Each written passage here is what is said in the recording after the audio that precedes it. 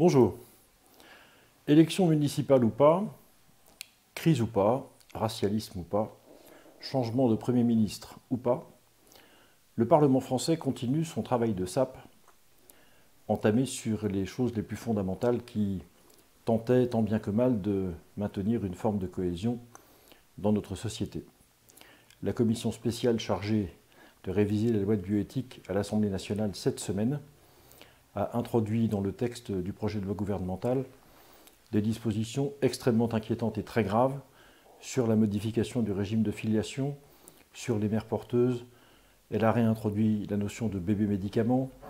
Elle a réintroduit l'eugénisme d'État de manière très énergique avec le diagnostic préimplantatoire et l'éradication du handicap avant la naissance. Bref, tout ce qui jusqu'ici avait pu tant bien que mal être contenu est tombé parce que la majorité de l'Assemblée nationale, en commission spéciale, en a décidé ainsi. Le tout dans le silence et l'absence très remarquable du gouvernement depuis le début des discussions, sans que ni le chef de l'État, ni le Premier ministre, ni aucun membre du gouvernement n'ait tenté de mettre un obstacle, quel qu'il soit, à ces évolutions barbares.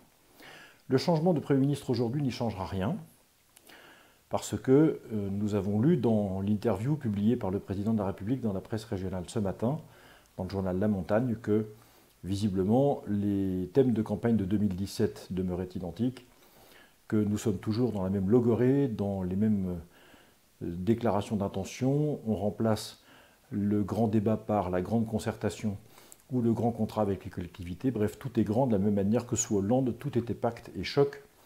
Chez Macron, il n'y a rien de petit. Il voit tout en grand et il fera donc tout en grand. C'est ce dont il a essayé de nous convaincre dans la presse. Malheureusement, son interview s'est fait voler la vedette par la démission d'Édouard Philippe qui, d'après ce que j'en comprends, n'était pas exactement prévu ni sous cette forme, ni à ce moment-là.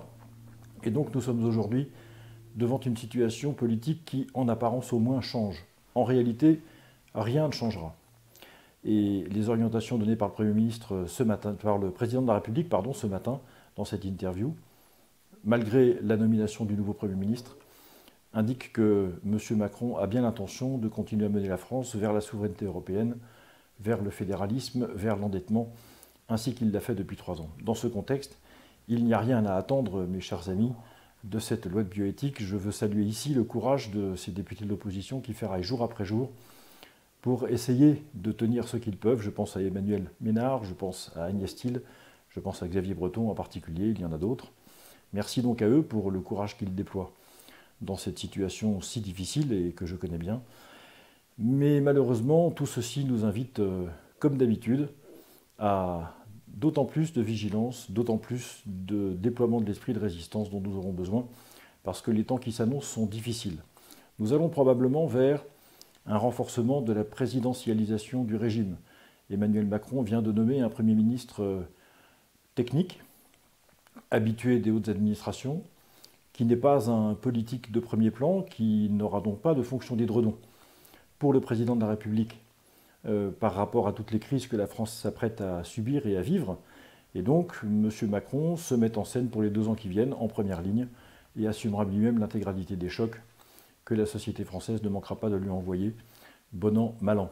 Et donc, probablement que le renforcement des vis et des tours de vis, de serrage de boulons, que nous avons connu sur le plan des libertés fondamentales, sur le plan de cette espèce de climat dans lequel le débat est si compliqué, sur le plan de la détente dont nous aurions besoin, tout cela se verra certainement contrecarré par un président d'autant plus fort qu'il aura besoin d'occuper le devant de la scène. Nous entrons donc dans 2 années très difficiles. Je pensais qu'elles ne commenceraient qu'à l'automne.